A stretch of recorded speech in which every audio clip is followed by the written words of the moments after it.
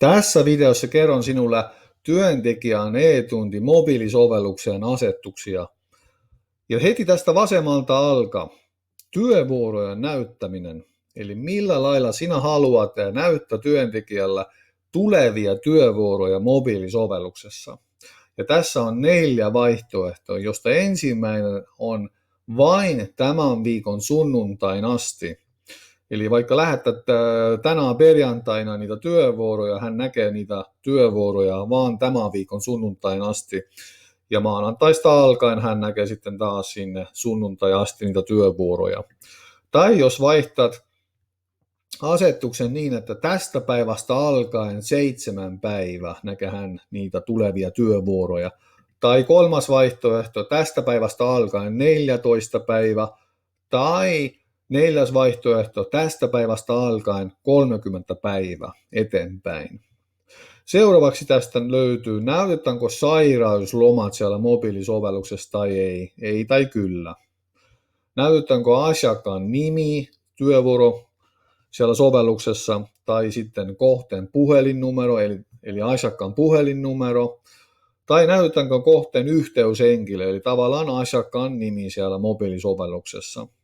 Tai näytetäänkö avaimet, mikä on mun mielestä tosi tärkeää näyttää työntekijälle, että mitkä avaimet hänen kohteeseen kuuluu tai ei, että olisi hyvä näyttää siellä.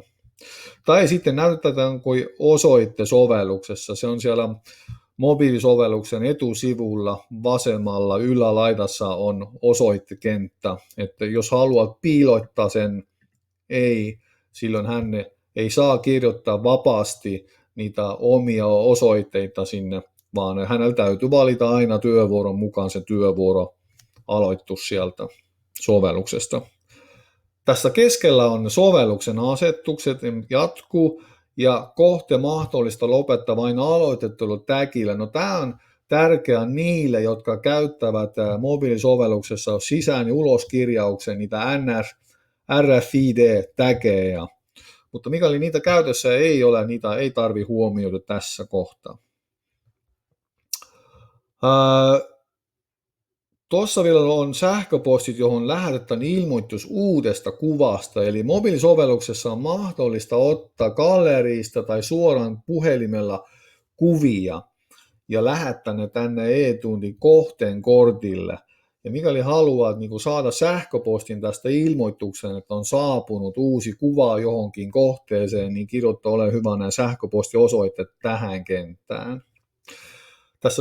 Tässä oikealla on vielä sovelluksen hyväksytty työviikkojen määrä. Eli tässä voit määritellä montako viikkoa taaksepäin hän näkee omia tehtyjä töitä, eli työkirjauksia.